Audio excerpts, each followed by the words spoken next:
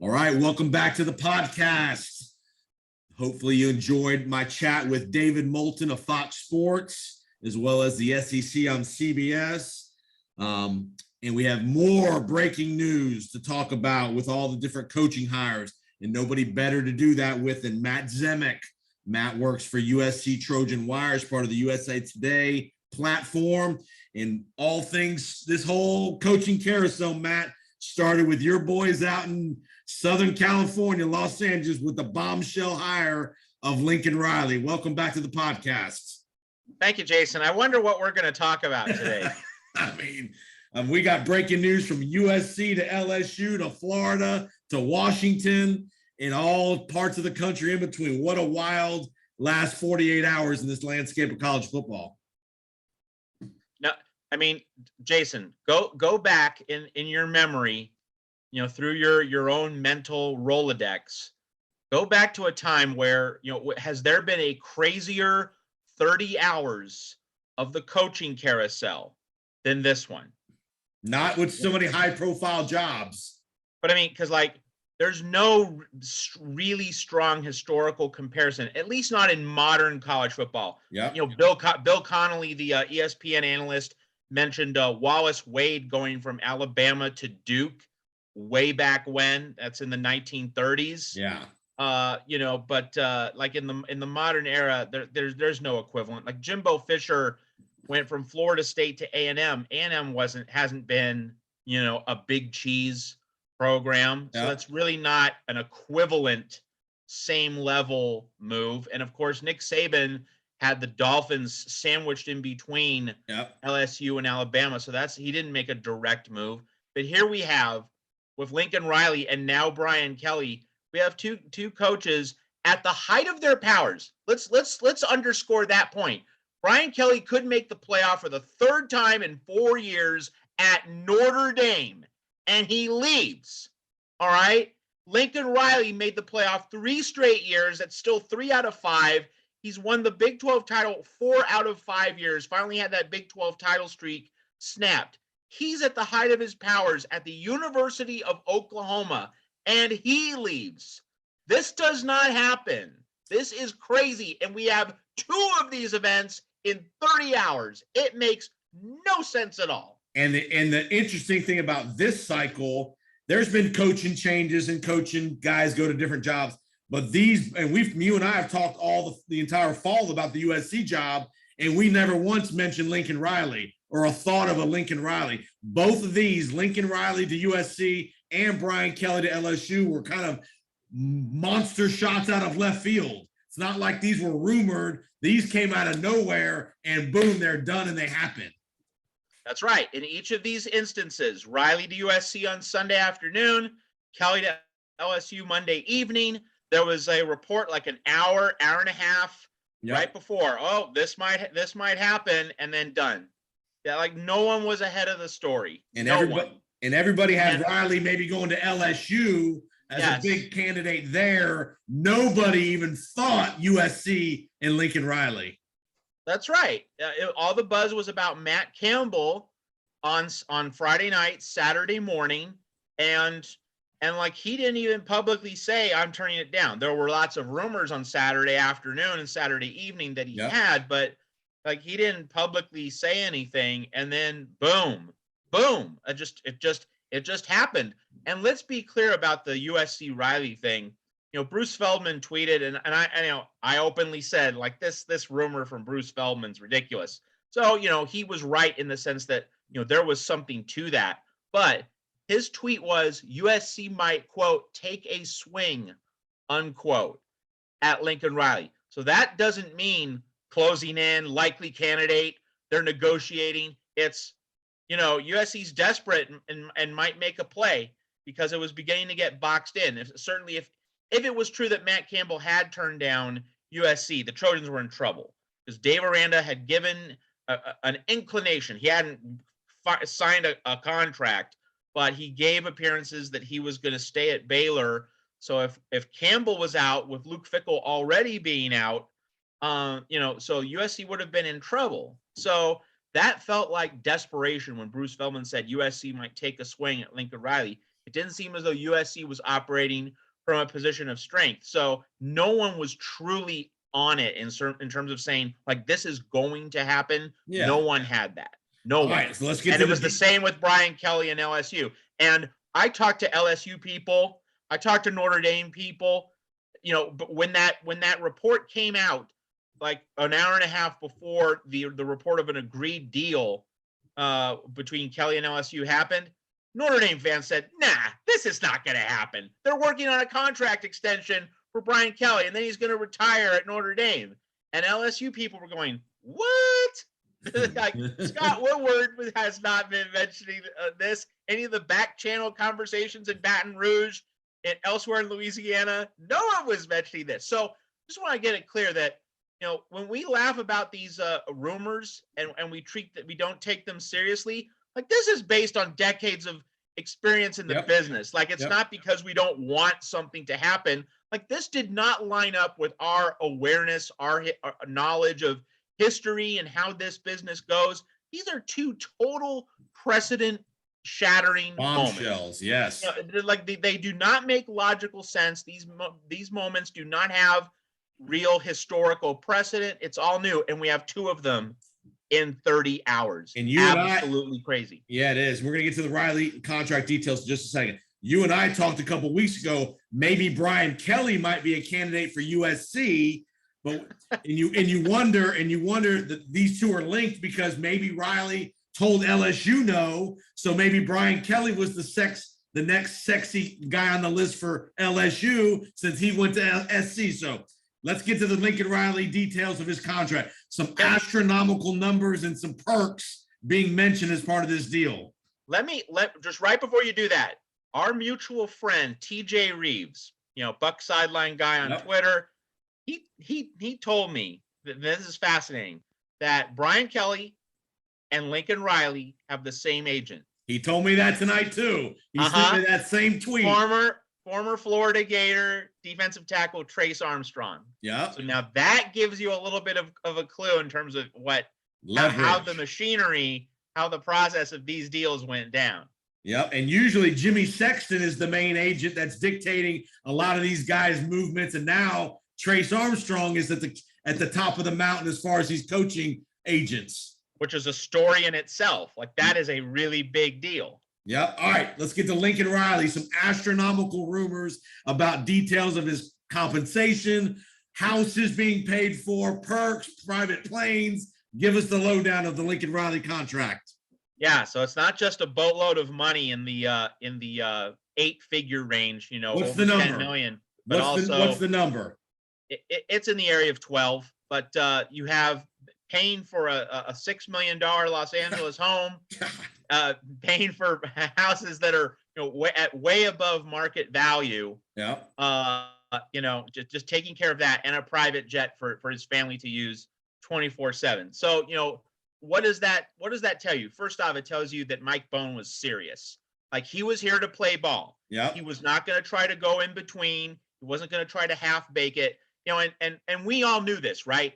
We knew this was a defining moment for Mike Bohn, not just at USC, obviously at USC, but also his whole career. Sure. Like, when you're a college sports administrator, you want to be an athletic director as your profession, and you go from Colorado up the food chain to Cincinnati and then to USC. You know that if you get a chance to hire the next USC football coach, that is going to define your career. When they write your obituary as an athletic director and you're at a place like USC and you have the chance during your tenure to hire a football coach, that's the first sentence in your professional obituary in the New York Times. All right. So Mike Bohn knew the stakes here, and he not just a home run and not just a grand slam. What I've been saying, it's a grand slam in the bottom of the ninth in Game 7 of the World Series. That's what Mike Bohn did. And he instantly becomes an elite athletic director, ironically enough, alongside the guy whose school he poached, Joe Castiglione. If you ask people in college sports, who's the best athletic director, most would probably say Joe Castiglione of Oklahoma. So Bohn goes in and raids Oklahoma for Lincoln Riley. Yep. He did it stealthily, and he didn't pinch pennies. And credit USC president Carol Folt, who she has a lot of awkward moments in public. I mean, people who follow USC know this, but she got out of Mike Bohn's way. She empowered him. She let him do everything he absolutely needed to do to quote unquote land the plane and get this done. So Mike Bohn just instantly becomes a heavyweight. Kind of like what happened to Mike Bohn as an athletic director happened to Trace Armstrong as an agent. You're right. Both just rocketed right to the top of their respective professions. So Mike Bohn realized how important this was. And it's not just important for USC, it's important for the Pac-12 because we have that 12-team plan being proposed. Pac-12 media rights deals are coming up in a few years. So Mike Bohn knew that he had to get this right, not just for his school, but also for his conference. So George Kliavkoff, he is just thanking the Lord tonight because USC's back on the map and rolling, USC being USC again, that's going to put the Pac-12 in prime time.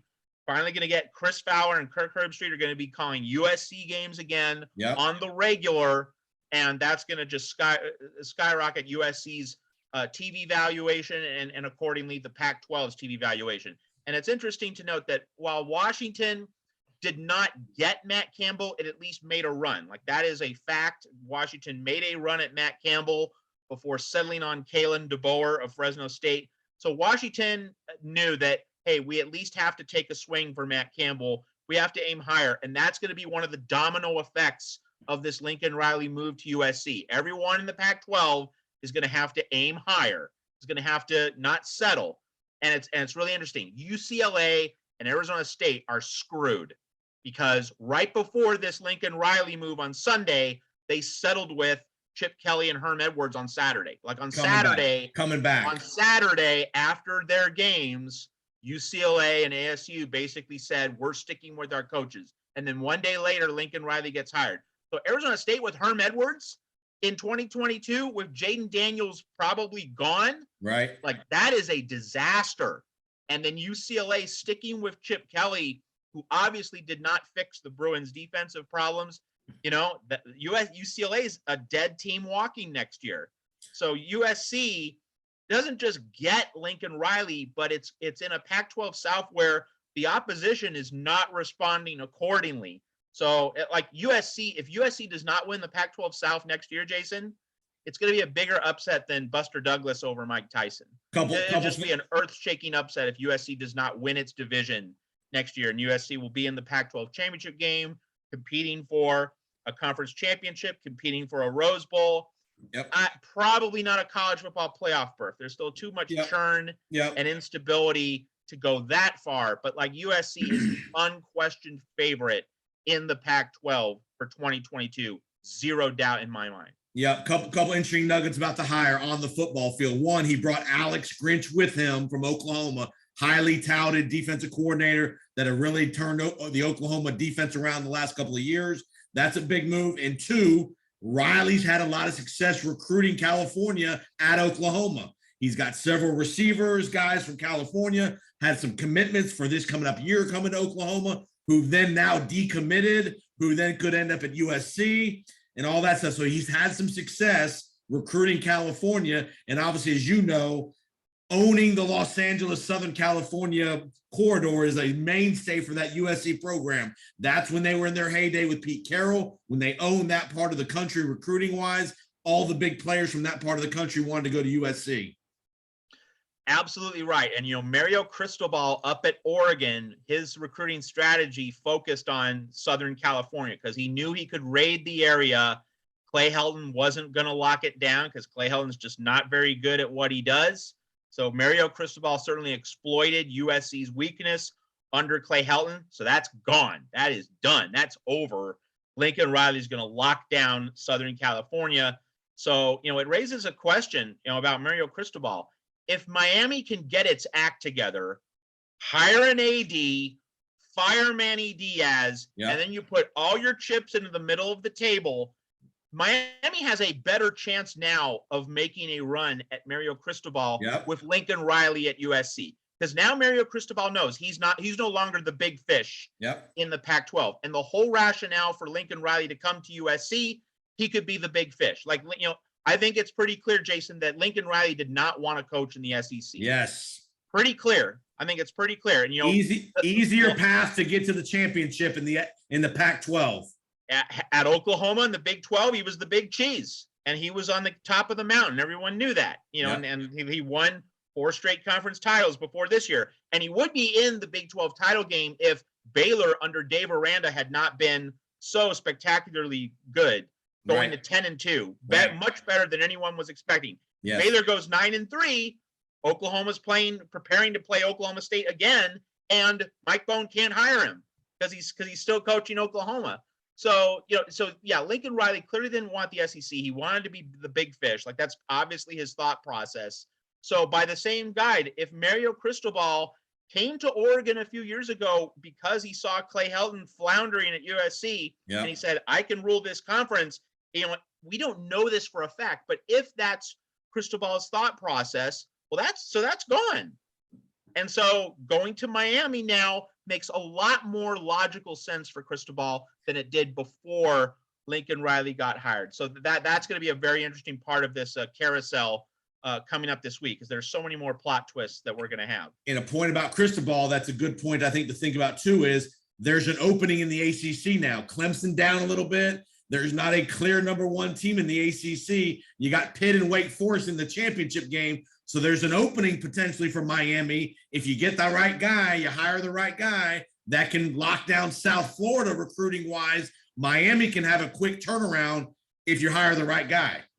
And let's add this in the ACC. What if Brent Venables, the defensive coordinator at Clemson, long regarded as one of the key reasons Dabo Swinney built the empire down there, what if he goes and gets the job at Oklahoma? Right. So then Dabo has to go to another defensive coordinator. And let's note, now you're in Tampa, or you're near Tampa. Yep. So you follow the South Florida Bulls. You know that since Jeff Scott left Clemson to go to USF, Clemson's offense has not been the same. Right. So like Dabo suffered without one of his regular offensive coordinators who he could count on. So if Dabo loses Brent Venables, the ACC could become more unstable. And like, that's a question Dabo has not yet had to answer in his career. How's he going to do without Brent Venables? So if Venables is the guy at Oklahoma, we'll see in the next 48 hours. Then that gives Cristobal even more reason to go to Miami if he senses even more vulnerability in that Clemson castle with crumbling under Dabo Swinney. And a name you haven't heard yet in the rumor mill. We've talked about him, but he hasn't kind of been in this last 24, 30 hours. Lane Kiffin. Is he in the Miami mix? Does he maybe get an opportunity at Oklahoma? Something like that is another bombshell probably waiting to happen, because there's going to be, like I said, those are the 2 big jobs that we're wondering about. Miami hasn't fired Manny Diaz yet, but Oklahoma's open. Is Lane Kiffin get in the mix there? If Miami makes a move, is he the splash hire in South Florida? Yeah, and it just underscores the point. If you're Miami, you have to know. You have to know that Manny Diaz is not up to this job. What more do you need to see to know that Manny Diaz is not ready for prime time? Rhett Lashley just left to take the SMU job today. That's right. So you have that piece of the puzzle as well. So, okay, you have Manny Diaz as your coach, but you might be able to get either Lane Kiffin or Mario Cristobal.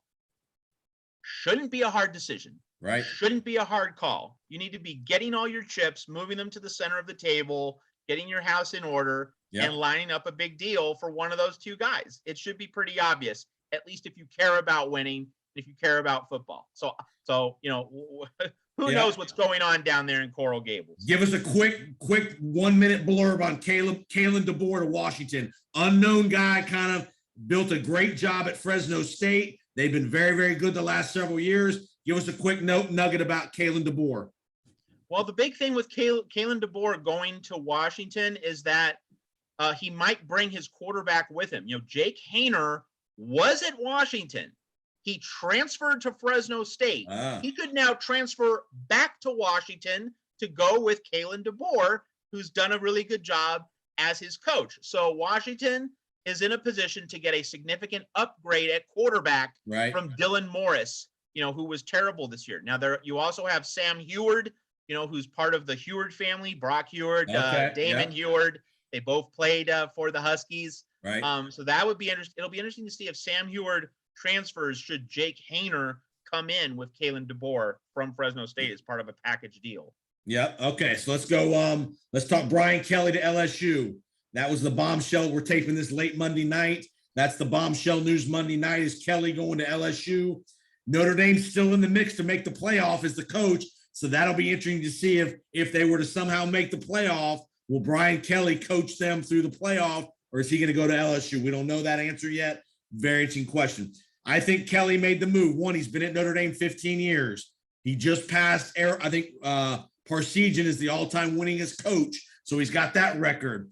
You know, LSU, you're not going to have the restrictions on recruits getting into school like you do at Notre Dame with the academic standards. I think that played a part in it as well. And I think Brian Kelly thought, I want to be on the same level as Alabama. Whenever Notre Dame's made the playoff in the last few years, we've always made the comment they don't have enough athletes as Clemson, as Alabama. They can make the playoff, but they can't win it all. Where I think now at LSU, if you're Brian Kelly on an equal footing with Saban, you think you can win it all at LSU with the right quarterback and the right coach. Yeah, I mean, if Ed Orgeron and Les Miles can win the national championship at LSU, Brian Kelly certainly can. Yep. So that's true. But here's the thing. Brian Kelly, for the past decade or so, has been living a life in which he gets to schedule what teams he wants. Yep. And now he doesn't get to do that. Now the schedule's set for him. Like he doesn't have much wiggle room in that matter. He's going to have to go play Nick Saban every year. He's going to have to play Auburn every year. He's going to have to play Jimbo Fisher and Texas A&M every year. Yep. So, but he's going to have a stacked deck. He's going to have the athletes to do it. He will have the athletes to do it. But, you know, at Notre Dame, you do have that flexibility in scheduling. And let's just point out, you know, some people say Notre Dame needs to join a conference. Heck no. Like it's working out great for Notre Dame without a conference. I mean, like Notre Dame could be in the playoff for the third time in the last 4 years. Yep. I'd say that's a validation of, you know, not being in a conference. Now, last year Notre Dame was in the ACC, but that was, you know, such an oddity due to the pandemic. Like Notre Dame would have, if it makes the playoff this year, it would have 2 non-ACC playoff appearances in the last 3 non-ACC seasons. So, you know, so Kelly just, when you come from Notre Dame to LSU, like we don't have a precedent for this. Yeah. This stuff doesn't happen. But the fact that at Notre Dame he could arrange his schedule in a way no other coach could. Yep. I mean, you know, we're not going to compare Notre Dame to BYU. Those are 2 different universes. Yeah. The fact that he could tailor his schedule and now he has to adjust, like he's obviously a very good coach, and so at LSU he can obviously win the national title, but that's still going to be an adjustment for him. And like at the start of his tenure, I would expect a few bumps in the road. He has to be willing to stick it out long-term with LSU, you know, if he's going to reach the pinnacle, and he very well might, but first year, maybe first 2 years, that's probably going to be a more complicated task for him. Yeah. A couple names to think about at Notre Dame. You and I talked. Luke Fickell, his Midwestern number one on the list. I think he's number 1. Yep. Another name, again, kind of a wild card name, has some history at Notre Dame. And if things, you know, and they have a little bit of time, so they might be able to wait, Urban Meyer. If Fickell were to say no, potentially, Urban Meyer with his roots, his Notre Dame roots with Lou Holtz. I know he's had some off the field issues, and who knows how that'll play at Notre Dame with the administration. But from a football perspective, this might be an easy parachute out of Jacksonville for Urban Meyer for a dream job of his. Yeah, I don't think Urban Meyer to USC was ever a realistic possibility, but Notre Dame, yeah, that's the one job. You know, given that Urban Meyer has already conquered it at Florida, given that he's already had his run at Ohio State, there is only one job that Urban Meyer would return to in the college game, and that is definitely Notre Dame. I think that absolutely. And that would be a way for him to rehabilitate his image. Potentially, you know, he could coach there 10 or 12 years and kind of call it a day, where he can then rehabilitate everything that the mistakes he's made off the field. This could be kind of his redemption story. Yeah, lots of things for Urban Meyer don't make sense, but going back to Notre Dame would. And I think the question really becomes not whether Urban Meyer wants Notre Dame, but whether Notre Dame wants Urban Meyer and all the bad publicity that would come along with hiring him. That's the real question. And you made a great point. The pressure of that job is still high, but when you get to play Navy and some of these selected teams that you can play every year, it's not like the SEC or the Big Ten that Urban Meyer struggled with. When every single game he struggled, you just saw the angst on his face. There will be plenty of games in that schedule that he'll be able to coast a little bit where he knows Notre Dame's got the better team 9 out of 10 times. Yeah, just want to be clear. I don't expect Urban Meyer to go. I don't either. But if there is a job he would leave the NFL for, it would be Notre Dame. And I think Fickell, that's the specific nuance. I think clearly Fickell's the number one candidate there. No doubt about it. No question. All right. And if it's not Luke Fickell, then Matt Campbell enters the mix. Quick thought on Billy Napier to Florida. We talked about that a little bit a couple weeks ago. You know, he's got the connections to Nick Saban. He's done a good job at Louisiana building that program. Is that too big of a jump for a guy like Billy Napier? Do you think he'll fit in okay in Gainesville? Well, I think this is weird because first, Napier's a good coach. He obviously meets the recruiting needs where Florida was getting crushed under Dan Mullen. Yep. He has the Saban and Dabo associations, so plenty to recommend Billy Napier for. But going from the Sun Belt directly to Florida, that's the thing that I'm a little bit worried about. That, generally, if you're in the Sun Belt or Conference USA, why don't you go to an AAC job, a Cincinnati, an SMU, a Houston, or a lower end Power 5 job? TCU, Mississippi State. Exactly. That kind of job. So usually how it works is you get that mid-level Power 5 or that AAC, maybe upper tier Mountain West, like a Boise State or San Diego State. So Napier's not doing that. That's one concern. And the other part is why was this Florida's first target? Right. Like, you didn't make a run at Dave Aranda before you chose Billy Napier. Yep. So Billy Napier, I think he's a good coach, and I can certainly see him working out precisely because he can recruit so well. Analytics guys like his offenses. There's a lot to recommend Billy Napier. Good candidate, but the number one candidate, that's the puzzle. And along with, he's not getting a mid-level Power 5 job as the stepping stone before getting the really big program. Consider the legendary Gator coaches that we've known. Steve Spurrier coached at Duke before going to Florida. Yep. Urban Meyer coached at Utah, coached Alex Smith before going to Florida. So they both made all those steps up the ladder before getting the king-size job. So Billy Napier is bypassing that again. So that is a point of concern. He could certainly work out, but there are certainly some points for concern here. No doubt. Interesting nugget that came out of Norman today with the Riley news. Spencer Rattler enters the transfer portal. Is he a guy? Again, he's from your neck of the woods out in Arizona, correct? Does he potentially go to an Arizona State or a UCLA West Coast school that needs a quarterback? He might be a savior kind of guy. He's not going to USC with Lincoln Riley. No. Does he go to an Arizona State where he's from? Maybe bails out Herm Edwards once Jaden Daniels leaves, or maybe even potentially a UCLA kind of program. Yeah,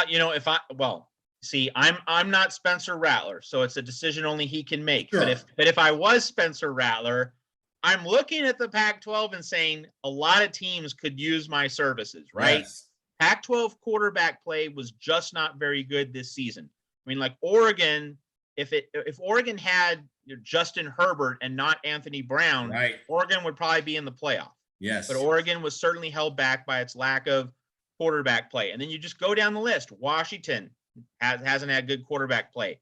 Cal hasn't had good quarterback play.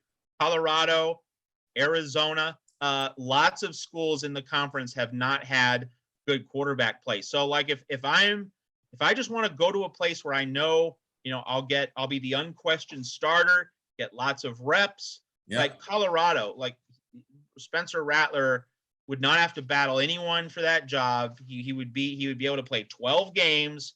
He's not going to be yanked around. Like that would be his team. That would be his offense. And he would play relatively close to home.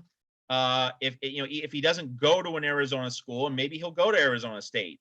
But even if he doesn't, like if he goes to another Pac-12 school, he'll be able to make a trip to Tempe or Tucson regularly over the next few years. So, the Pac-12 as a conference makes a lot of sense. Now, which team? There's a lot to choose from for Spencer Rattler, no question about it. I could see him going to LA to go to UCLA because he knows, one, Chip Kelly, good offensive guy, good coach. Two, he will then get another shot at Lincoln Riley at the end of the year.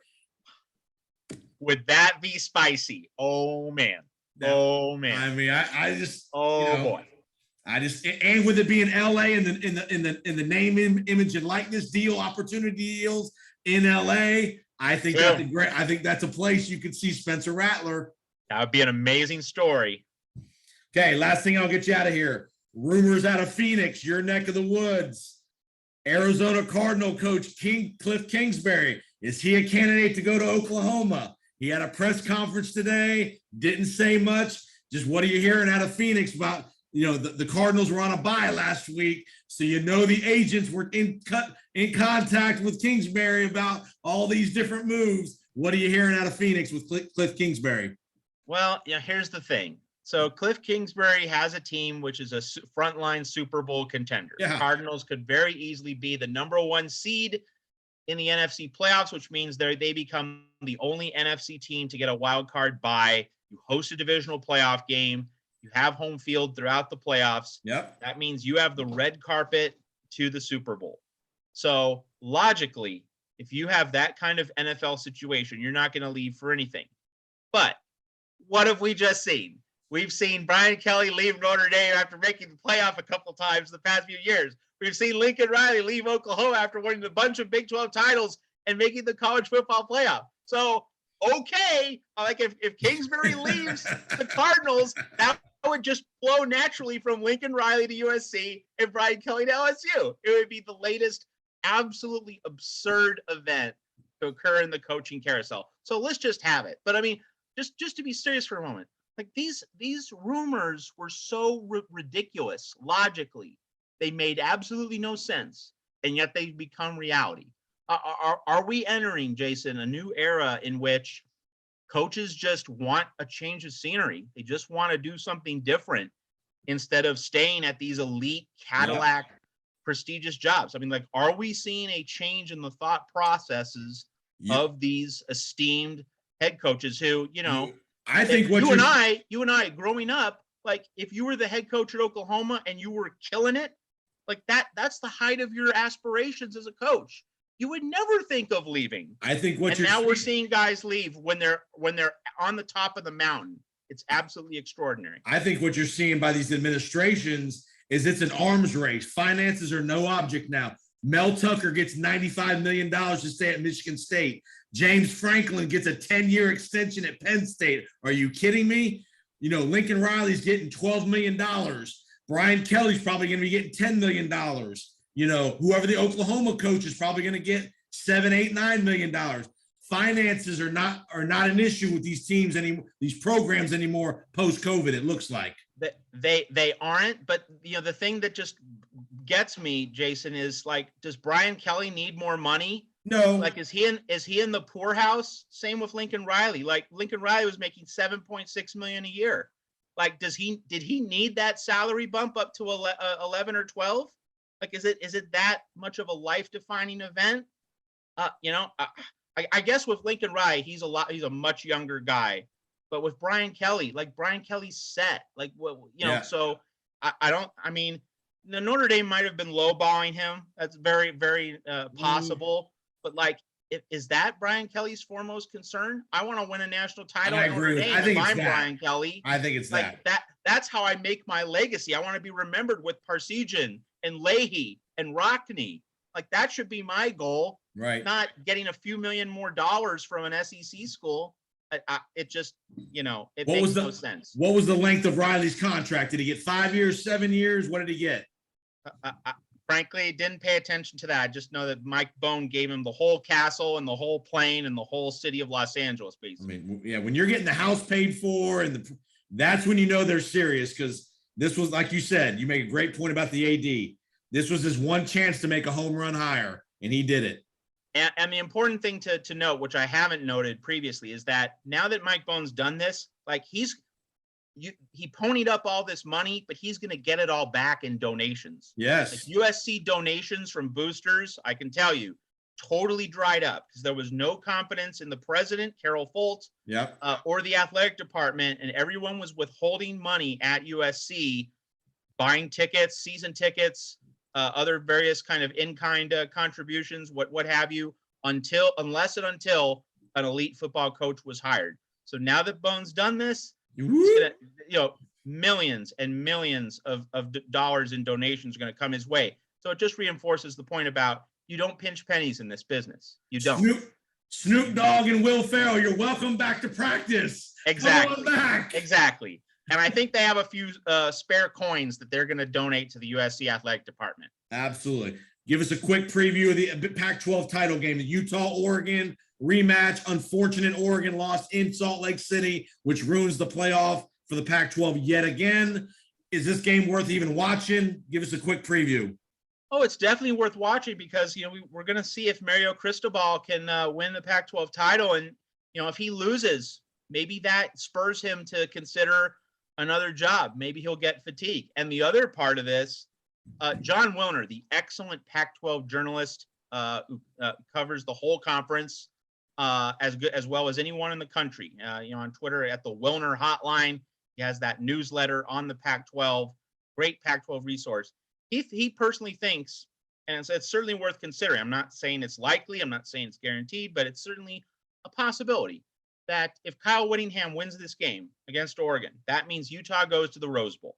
That fulfills a big goal of Kyle Whittingham's career. Yeah. He's in his early 60s. He wants to spend more time with his grandkids. Okay. So Wilner thinks that if Utah wins this game, goes to the Rose Bowl game will be Kyle Whittingham's last game. He'll then retire at the height of his career, hand the baton to a younger guy, a new coach at Utah. So there's a lot of drama around here. Like this is a legacy defining game for both coaches. And certainly with Lincoln Riley now at USC, this might be the last chance Kyle Whittingham gets to win the Pac-12 title at Utah. So that's what makes the game very compelling. And then it's also the fact that you had a rematch. It's a rematch of a game that was just 2 weeks ago. Usually rematches go very differently. So I think this is going to be a very close game. It's not going to be a Utah blowout. It's not going to be in Salt Lake City where the Utes have a big crowd advantage. So I think it's going to be a tight game. I do still think Utah has the advantage, though. Why? Because it's a short week, and Utah played on Friday against Colorado. Oregon played on Saturday. So it's a shorter week for Oregon, and the Ducks have several key injuries that they're having to deal with. So this is it for Utah. If Utah, I think it's motivation advantage to Utah with the Whittingham rumors. They've never been to the Rose Bowl in so many years. I think motivation advantage, definitely Utah. Yeah, and it's an if not now when moment for the Utes because they're not going to win the Pac-12 South next year. We can just put that one to bed. So if they don't win it now, they're never going to do it. Yeah. So but that's a powerfully compelling reason to watch that game on Friday. And I got to give a shout out.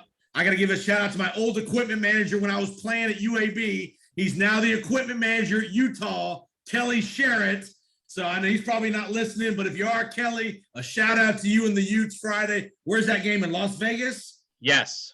Playing at the new Raiders Stadium in Las Vegas. Beautiful setting. So shout out to my man Kelly Sherritt at Utah, the football equipment guy there. Great job he did when I was a long time ago playing ball at UAB. So Matt, awesome job, man. Tell the folks where they can find you online. Yeah, I'm at Trojans Wire on Twitter. You can find me on Twitter, Matt, ZEM, as in Michael, EK. Let me just say, at Trojans Wire, we put out 20 stories on Monday, and similar to that on Sunday. Like we've just, we've been writing until our fingers have been falling off, barely eating anything, barely drinking anything. Like that's what happens when a blockbuster story happens. So like we've been all over many different angles. Great job doing it. Just churning out stuff left and right. So if you want various news stories and opinion pieces on USC football and Lincoln Riley, hey, we have dozens and dozens of stories for you to enjoy. So it's a great time to visit Trojans Wire. TrojansWire.usatoday.com is the web link. And the great thing, Matt, you're back in the spotlight, brother. USC back in the national conversation as far as being a football power. And I know that's one thing that's been lacking in LA is they've wanted that national notoriety that they had during the Pete Carroll era. Absolutely. The Pete Carroll standard is going to return. Like now, maybe not, maybe it won't be eclipsed, but it's going to be something in that area for sure. You know, the USC is going to be USC again. No doubt. Absolutely. Well, Matt, keep up the great work, my man. Thanks for the insight. You're always the best at these rumors and all this speculation and breaking it down for us. All things college football. Have a great, hope you had a great Thanksgiving. And we will talk. Hope you did too. Yeah, I did. Thank you. And we will talk real soon because I'm sure there will be more moves here in the next few weeks. Always great to be on your show, Jason, and I look forward to more coaching carousel plot twists. Awesome, man. All right. You're listening to the Powers on Sports podcast. We'll be right back with Chris Bond from the Midnight Writer from the ACC Network to talk some ACC championship game and a couple coaching moves in the ACC coming up. We'll be right back.